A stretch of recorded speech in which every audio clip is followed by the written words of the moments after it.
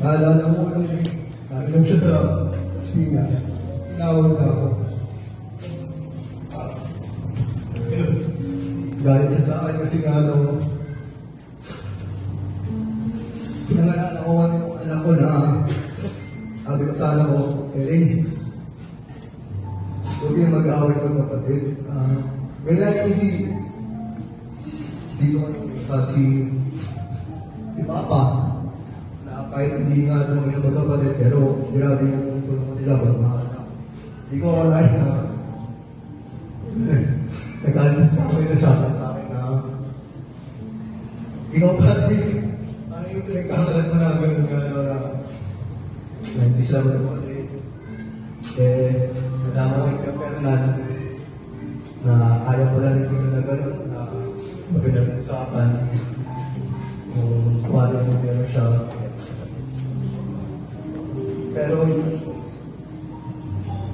ayun, alam ko lang, nalaman ko yung pinag-Fernan kasi alam ko, nararamdaman mo hindi ko na gano'n na yun. Kaya na hindi kami rin totally close kasi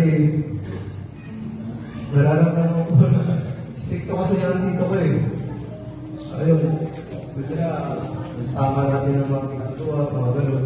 Kaya hindi ako masyadong umakit sa bahay nila kasi gano'n nga, piling mo, gano'n namin yung gano'n.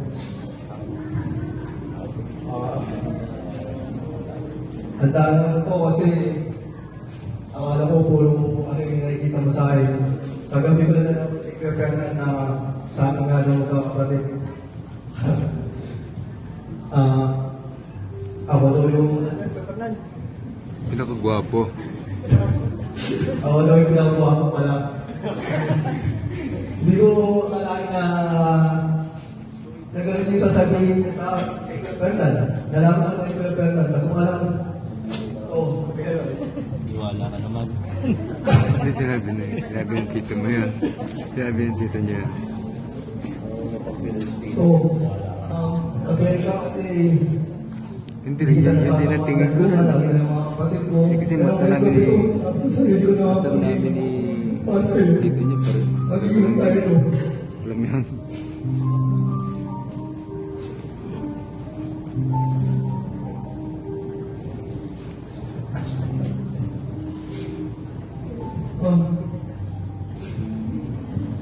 Dito na kami lagi, mga pangkong ito, alam mo naman kami, na